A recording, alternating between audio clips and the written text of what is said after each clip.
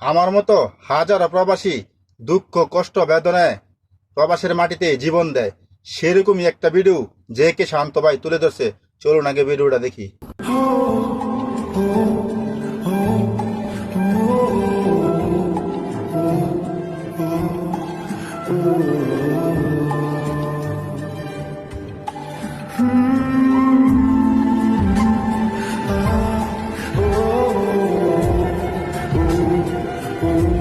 কেউ ফ্যামিলিতে সমস্যা না?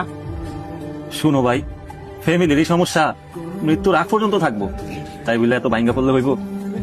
তুমি যেন বসে কান্না করতেছ, এই প্রবাসের মাটিতে চোখের পানির কোনো মূল্য নাই।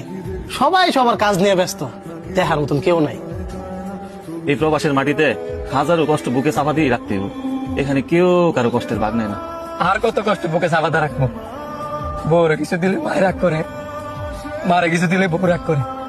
শুধু বোনের আবদার, ভাইয়ের আবদার, বাপের আবদার, এই আবদার নিয়ে রাত্রেবেলা ঘুমানো লাগে। কেউ একটা বার জিজ্ঞাসা করে না আমার আবদারটা কি, আমি কি চাই। এই যে একটা ঈদ আইছি, সবার কিনাকাটা লেগে তেড়াইছি, নিজে লেগে দুইটাও রাখছি না, এরপরও কারো মন ভরাইতে পারি নাই। আজ প্রবাসের মাটিতে বুঝতেছি একজন প্রবাসী কি কারণে আত্মহত্যা করে। এই যে কাজের মধ্যে একটু ভুলেলে কুফিলে লাত্তি মারে, কষ্ট হইলে ওই কষ্ট সহ্য করে নিতাম পারি।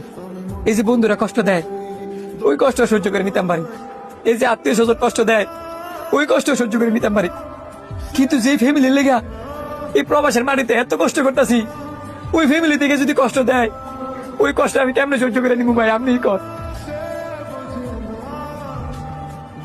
আমরা কি টের মেশিন যে যখন টের চাইবো তখনই টের দিতে হইব?